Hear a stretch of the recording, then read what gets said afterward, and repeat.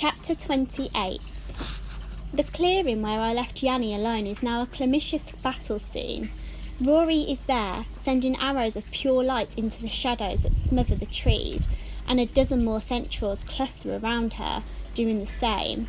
The shadows have completely surrounded the clearing. I venture closer, looking for Yanni and Zara, but there's too much going on. Sprites up in the trees, battling with spells and flashing eyes. Fairies on light feet, fighting great shadow monsters with enchanted swords and knives. Mr. Flint is standing close by a group of young fae, roaring as he flourishes a long grey staff, crashing into a pack of shadow wolves, which snap at their heels. As I watch, one of the creatures gathers itself and launches at him. He parries with a swish of his staff, and the wolf is torn into ragged patches of shadow that drift upward to rejoin the dark mass gathered over the trees. It's impossible, I realise. All they're doing is driving the shadows back into the woods, where they'll infect the trees. And I told my father I would stop them, but I still haven't worked out that bit. I wanted to reach him. I wanted him to see me and be fixed. Stupid, I muttered to myself, treading out into the clearing, catching sight of Peg in the distance, clinging to a tree and sending bolts of fire down through the dark clouds of shadow. It's dusk already. Somehow a whole winter's day has passed, and the dangers of night can't be far off. Stupid, just made it worse. Now what? Oh, lost prince. Lost prince? Says a small voice, deep inside my head. Is that what you'll call yourself, even now that you are found? I look around. Nobody has noticed me yet. This whole part of the clearing is completely empty, apart from the shadows that crouch just outside of my reach. Something furry lands on my shoulder, making me jump. Tea cake? I twist my head. I found you, she purrs. She speaks. She speaks, and I understand her.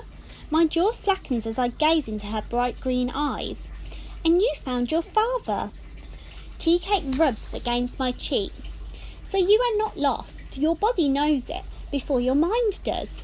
She whisks at me with her tail, and I'm reminded of my new horns. My hair, I notice, is also different. I pull a strand outward to inspect it. It curls, flecked with streaks of copper. The question is, Tea cake purrs, what will you do now that you are found? I stare at her for a long moment, and then I remember the voice I heard the first time I fought the shadow in the garden. Was it hers? I wanted to get rid of the shadows, I say, still marvelling at her.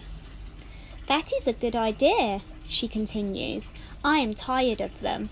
So is your father, though he doesn't know it yet. He didn't know me.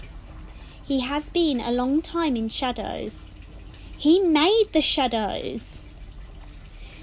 Do you think he made them out of his own volition? Did he choose this life? No, it came upon him, and he was lost. It happens. What you will do with your life, Stella, that is the interesting bit. Is it? Somewhat. She licks her paw. I cannot quite read it. Some things are not clear until they are upon us. Ooh, a lovely little mouse hiding in the snow.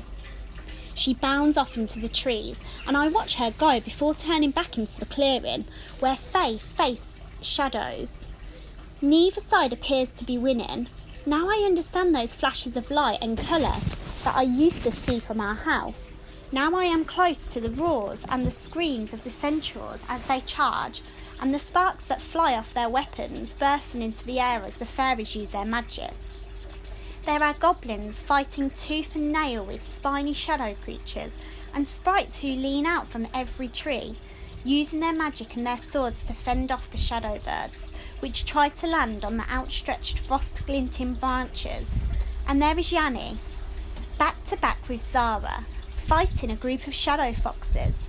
Yanni is quick with his fire whip. It sparks as it snaps to the ground, and Zara is wielding what looks like a long glass rod, glowing blue from within. Is that what she went to see Mrs. Mandrake about to get herself a weapon while I've been faffing about. She's already begun to fight. There is no time to lose. I have wasted enough already. I run over to them. Stella!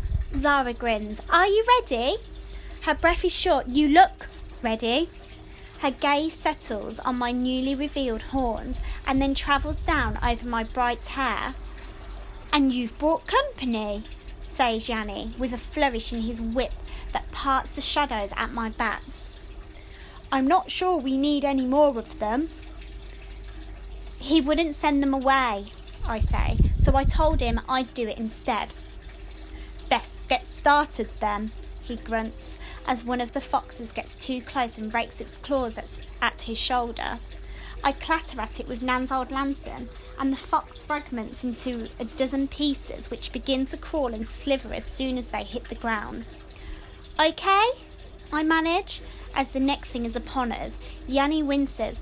I'll be fine. I'm not sure about your fighting methods, though.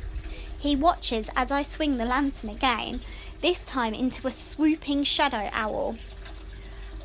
I didn't bring any other weapons. Some lost prince you are.